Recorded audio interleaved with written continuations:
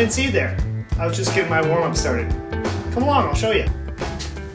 So a solid warm-up is important not only to avoid injury, but also to ensure that your muscles and tendons are primed to apply maximal power when climbing. When you warm up properly, you'll not only avoid injury, but you'll ensure you're climbing at your absolute hardest every single time you climb. Full disclosure, I'm not a doctor or physical therapist, so do this at your own risk. But what I'm about to show you is the warm-up that I do every single time I climb or train or even just do a short hangboard workout. Once you get the hang of it, this warm-up only takes about 10 to 15 minutes, and since I've been doing it, I haven't had a single injury. I break my warm-up down into 4 basic phases.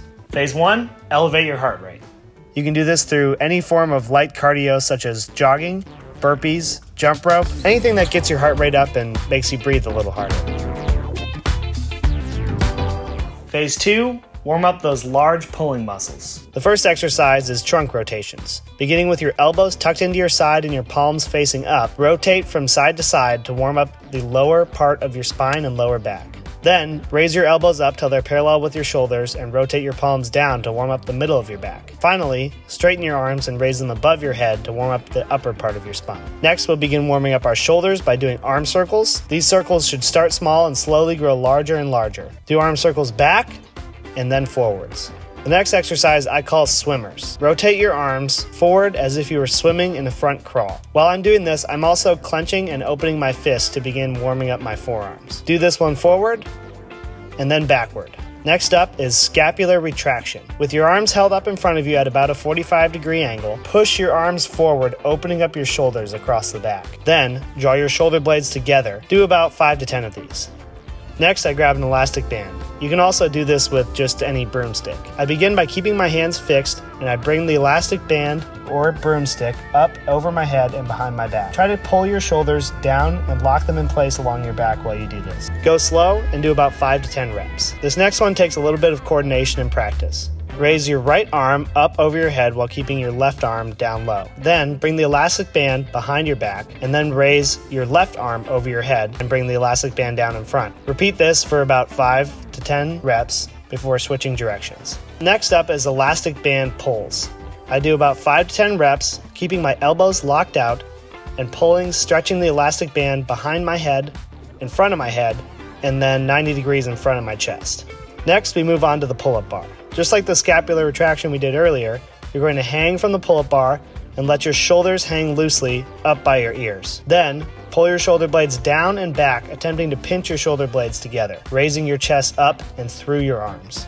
Return to the start position. Perform about 5 to 10 reps of this. Next up is just classic pull-ups. If you can't do a pull-up, you can use an elastic band to decrease resistance. Lock out fully at the bottom with your elbows and get your chin up above the bar. Do these slowly and do as many reps as you feel comfortable with.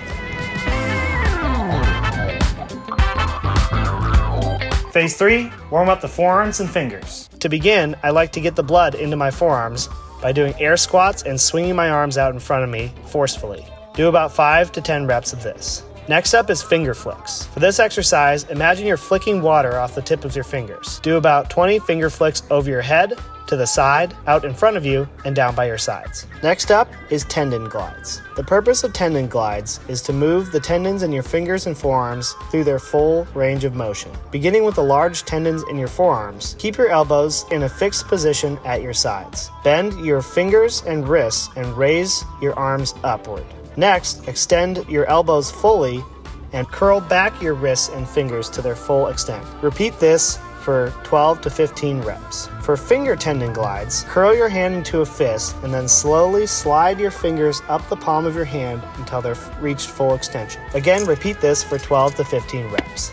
This next warm-up exercise I do on a hangboard, but you could also do this on a climbing wall or even outdoors on a short boulder. With your feet on the ground or slightly elevated, place your hands on the hangboard and begin moving around the hangboard to different grip positions. I aim for about 100 hand moves. You should feel a slight pump during this exercise. Next up, I do a few repeater hangs to get my finger tendons fully warmed up. Beginning on large holds or jugs, I hang for 7 seconds, rest for 3 seconds, and repeat that 6 times for a total of 1 minute.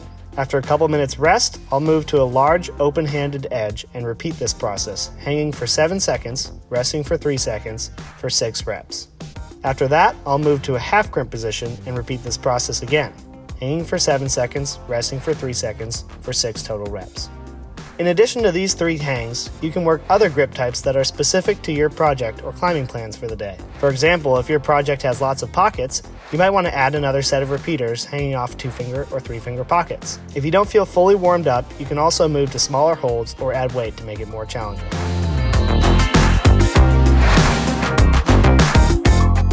And finally, phase 4 is progressive climbing. For the final phase of my warm-up, I do easy progressive climbing. Beginning well below my maximum grade level, I climb routes or boulders to get a feel for the climbing movement and to further warm up all those small individual climbing muscles and tendons. For example, if your maximum climbing grade is 5'11", you might start on a 5'8", and then climb a 5'9", a 5'10", before finally progressing to 5'11". If you're bouldering for the day and your maximum grade is V4, you might start climbing a couple V1s, some V2s, a V3, before moving on to your maximum climbing grade.